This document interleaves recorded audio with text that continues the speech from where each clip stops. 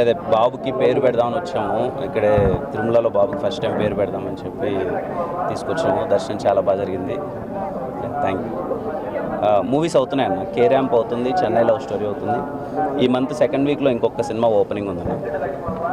అదే thank you అన్న. And పేరు పెట్టడం చాలా హ్యాపీగా అనిపించింది. ఇక్కడి నుంచే అనౌన్స్ చేస్తున్నాం పేరు, తిరుమల నుంచే. పేరు హను అబ్బవరం పెట్టామన్న. అంటే హనుమాన్ జయంతి రోజు పుట్టాడు. ఆంజనేయుల స్వామి అంటే బాగా కొంచెం, అందుకని హను అని పెట్టాను. మీ అందరి ఆశీర్వాదం ఉండాలి. పేరు హను అబ్బవరం. థ్యాంక్ యూ అన్న.